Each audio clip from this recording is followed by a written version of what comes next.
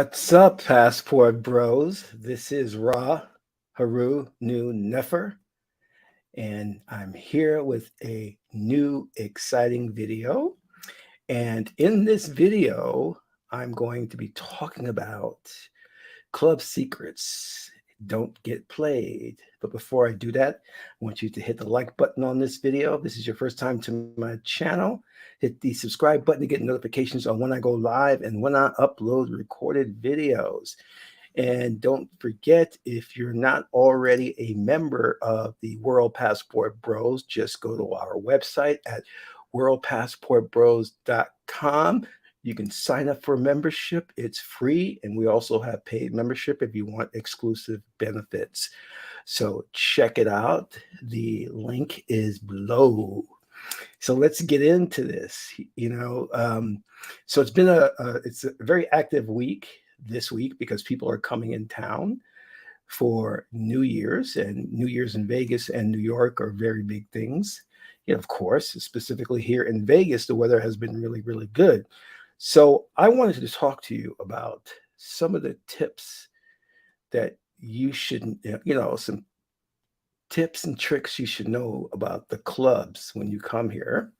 That's very important, so you don't get played. All right. Um, you know, Not too long ago, I knew this girl, very beautiful girl. She was Japanese, half Japanese, half white. And every time she come to the club, she would always like talk to me and we hang out. And I knew that she was a stripper, and I knew she worked for the club Sapphire, right? But we would hang out. She was totally cool. She never like tried to put anything over on me. She was always straight up and upfront, you know. And she was a call girl at night, I believe.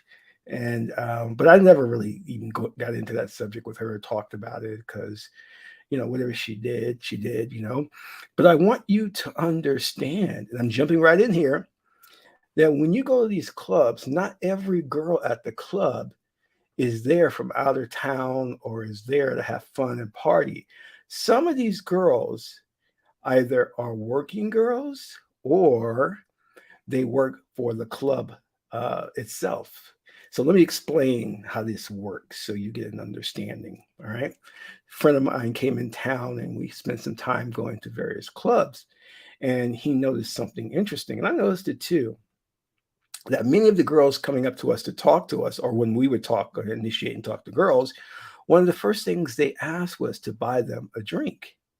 Now, this is like been going on for decades, even before you and I have been around. But it was a bit unusual because typically this would happen every now and then, but it was really happening a lot. So this remind me of back in the day when I used to get on the phone line, and they used to have these dating phone lines because the internet wasn't. They didn't have the internet back then. I'm dating myself here, and you would call into this line and it'd be like a party line, and you could talk to various girls. So anyway, I talked to one girl on that line, and she had warned me. She says, sometimes there's not a lot of girls on the line. So what the company does is they hire girls to pretend like they're regular girls. So guys will pay for it, because for girls it's free, but for guys you have to pay a fee. And no guy is going to pay a fee when he hears there's only 4 girls on the line. So they hire these extra girls just to come on the line, just to pad it, to make it seem like there was a lot of girls. So what I want you to understand, and I'm giving away the secrets here, okay? With the clubs, they do the same thing. They hire girls specifically to do this, to get you to buy drinks for them. So basically, the girl will come up to you. She's an employee of the club, and she'll say, "Hey, my name is Krista. Buy me a drink." This is a win-win situation for the club, you see, because you get the company of this girl who you think is just a regular girl, from around the way.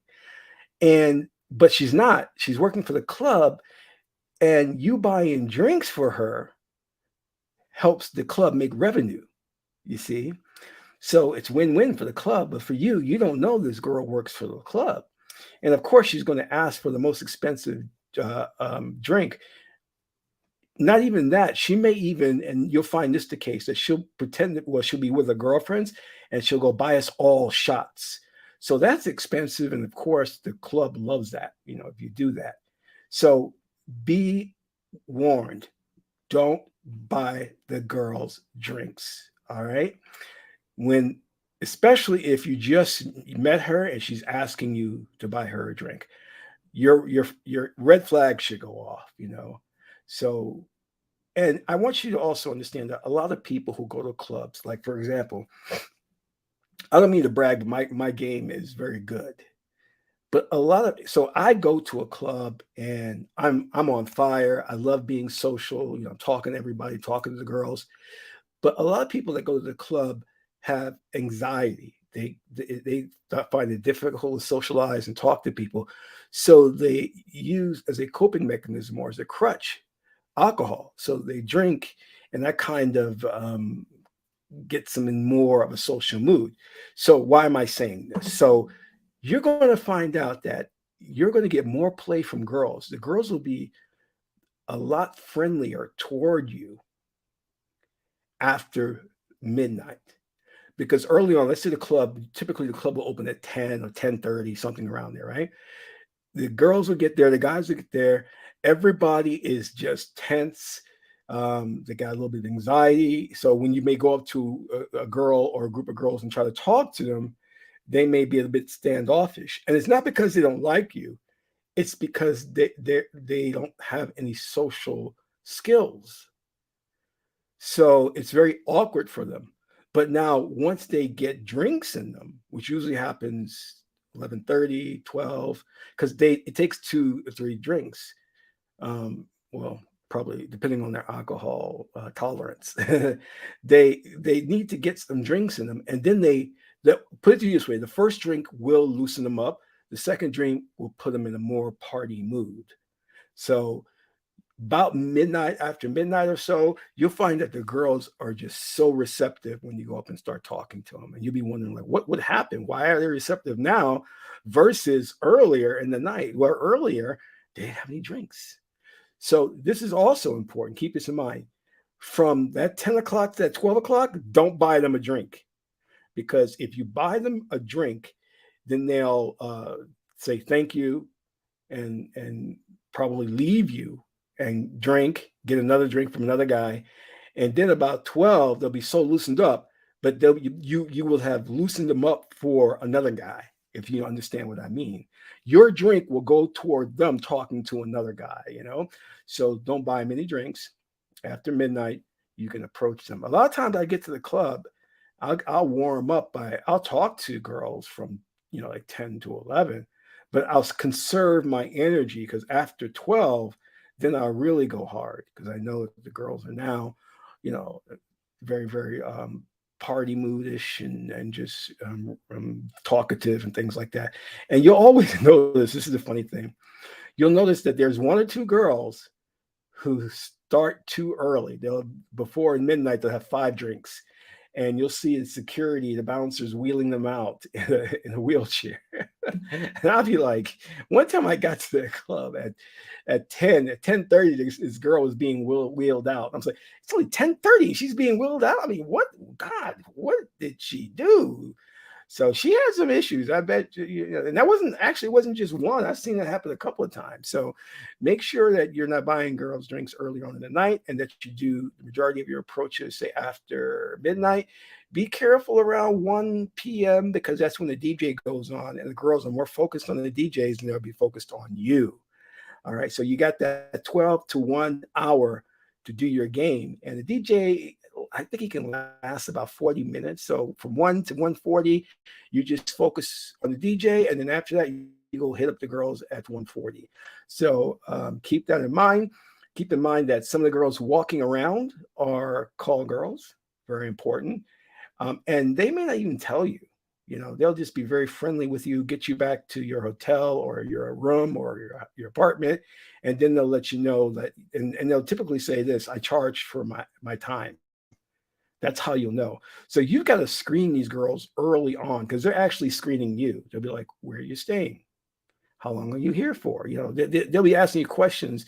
And that's when your red flag goes off. Oh, she's not just a regular girl. She's a call girl. You know what I mean? So just be very careful of that, because there are all also some girls who work in groups to scam and rob you. They'll take you, like, if you are with a girl, let's say for example you meet the girl that night and she's really rubbing up on you and dancing close. Be careful of that, because she's reaching for that wallet. So just be very, very careful, because she'll pick your pocket, and then she'll hand the wallet to another girl, and that girl will hand it to another girl, and then before you know it, there's no way of you getting your wallet back. I mean, you should definitely tell the bouncers, but they won't catch the criminals, because that wallet has been passed off to two or three other people. That's the scam and how they do it. All right, let's go on to the next thing. I think we covered that. So, and it's all right to just, talk to them. For example, if you find out that the girl works for the club or she's a call girl, I mean, you can talk to them, but don't waste your time. You know what I mean? Make sure you're just moving on to girls you really want to spend your time with. All right. So, like I said, the girl I knew, she was pretty cool. We were friends.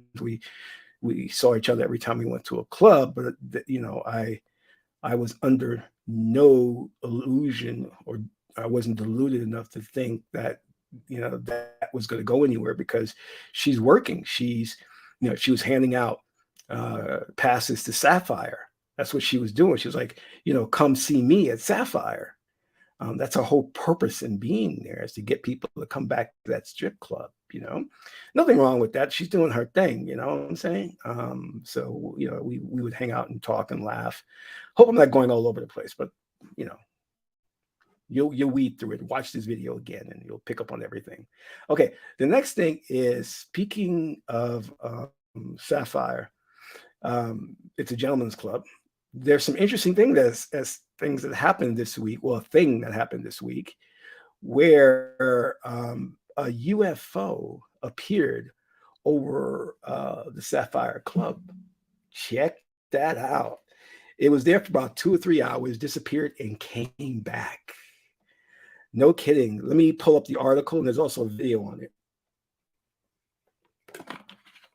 Let's check it out. UFO over Sapphire, because those aliens, they like strippers too. You know what I mean? All right, here's the article. UFO sighted hovering over strip club in Las Vegas. Video of flying saucer above Sapphire Gentlemen's Club goes viral. Here's what it might be. The video is getting a lot of attention on social media when it comes to attempting to explain what was spotted over the Las Vegas sky week on Friday. And a video says, on the morning of December 23rd, workers at the Sapphire Gentlemen's Club on Sammy Davis Jr. Drive posted the first videos of the flying saucer of what appeared to be groups of red and white lights shining in the clouds. People were quick to think that it was a UFO hovering over the club.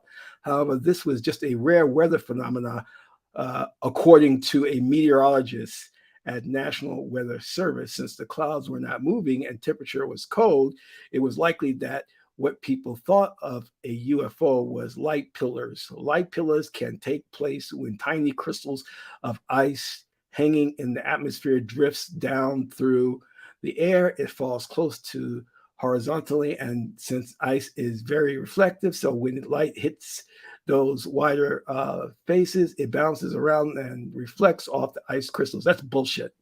That's a bunch of bull. Anyway, they had UFO investigators go there, and they were like, that's not no ice crystals. That's bull. They always say that. You know what I mean? They try to explain UFOs by, oh, it was swamp gas. You see the crystals in the swamp, caused by the alligator skin, reflected off the alligator skin, bounced off the oak trees and the water in the swamp to form the shape of a cylindrical disc. I mean, they come up with these weird excuses, but it's all bull. So let's take a look at this UFO. Here it is. Let me see if I can get it bigger. Yeah, there it is. Okay, here we go. That's Sapphire. What the hell is this? And the red thing's the UFO.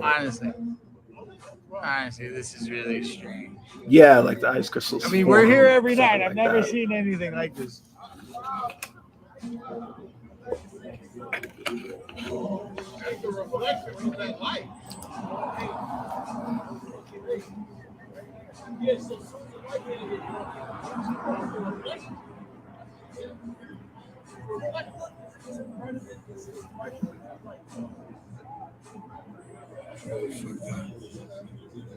That's really fucking strange.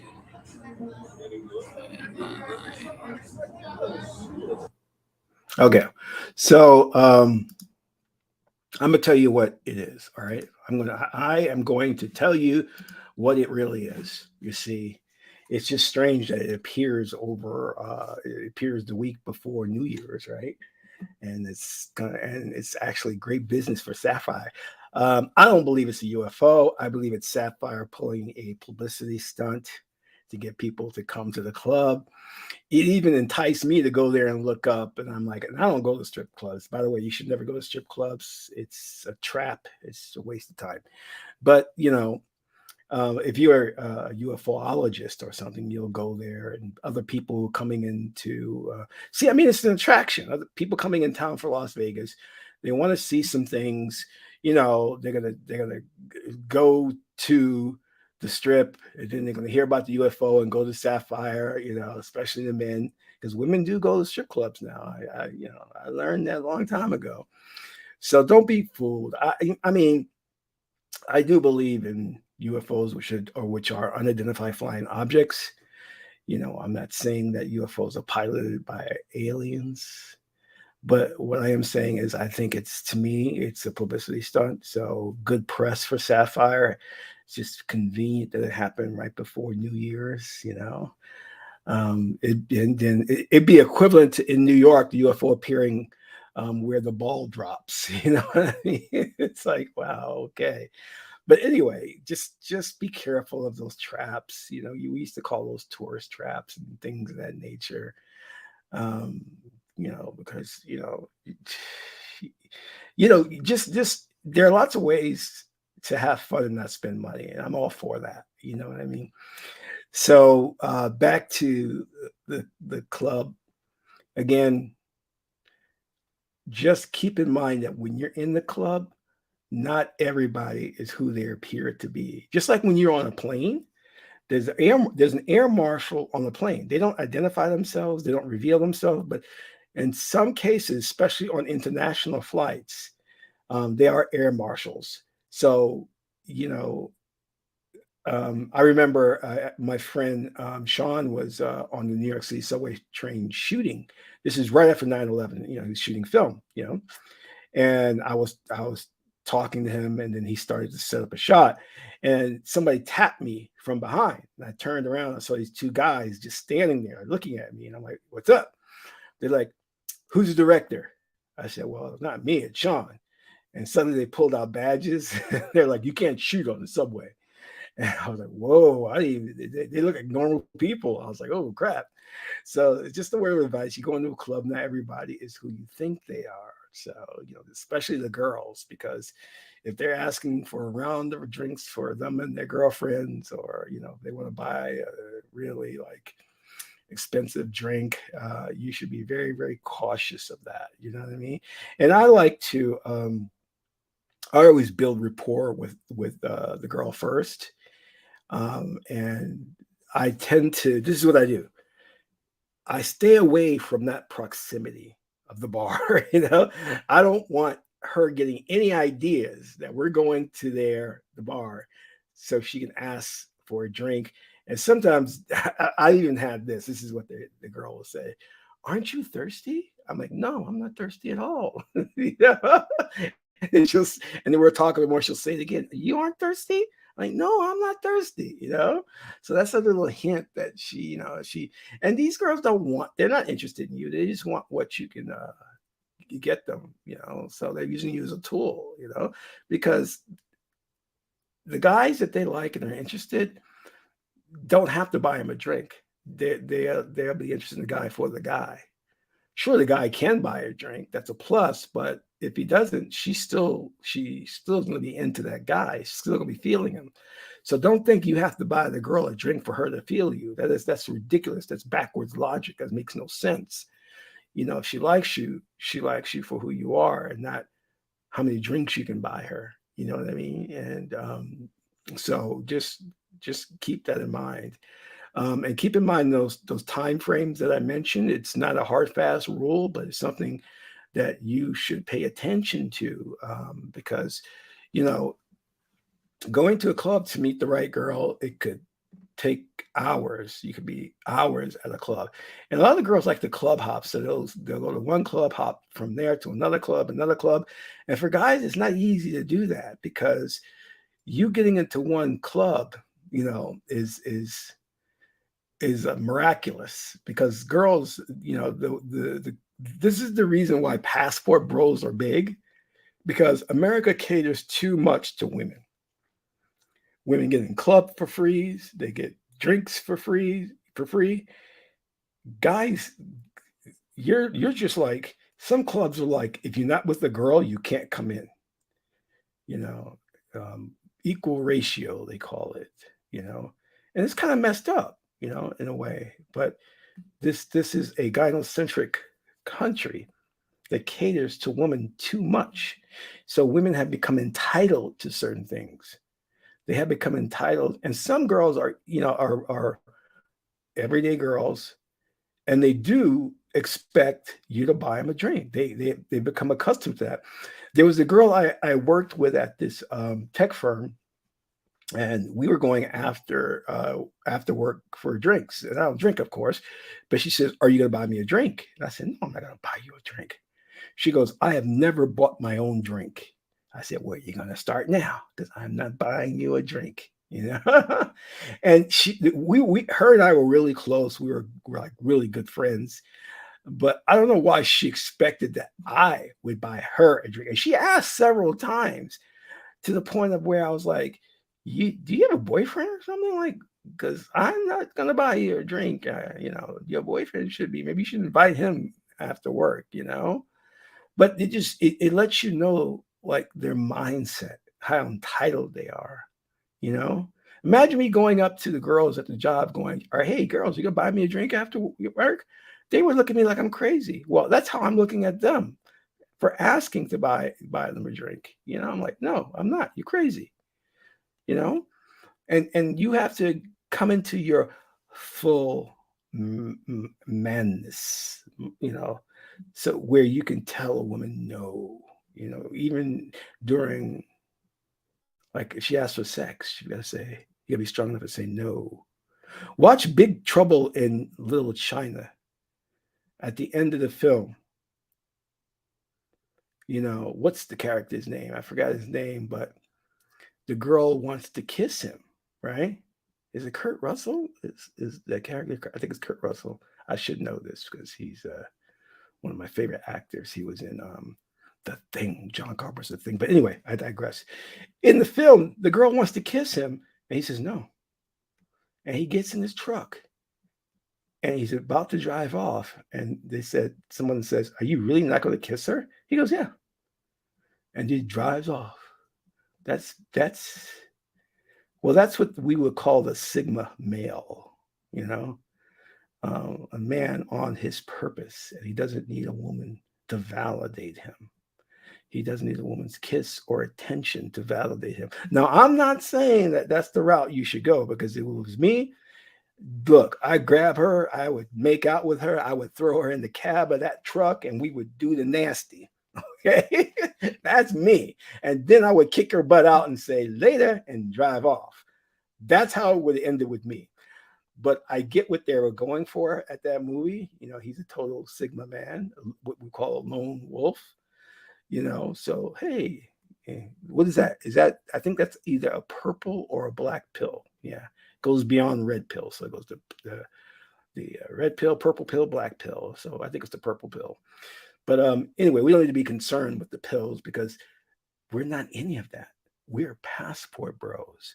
So we don't get into our trucks and drive away. We show our passports get on that plane and we are gone. Because we're saying, you American women are screwed up. I'm sorry, you are. We've had enough of you. We don't want nothing from you. Goodbye, goodbye. Oh, you're changing? That's too late. Sorry, too late. Bye. Get on that plane and we are gone. Where are we going to? Who knows? Cuba, Mexico, Dominican Republic, Colombia, Venezuela, who knows? But it ain't going to be America. And it ain't going to be American women either. We're done. This is Ra. I'm sorry. This is Ra Haru, New Nefer for World Passport Bros. Until my next video, brothers, get your passport.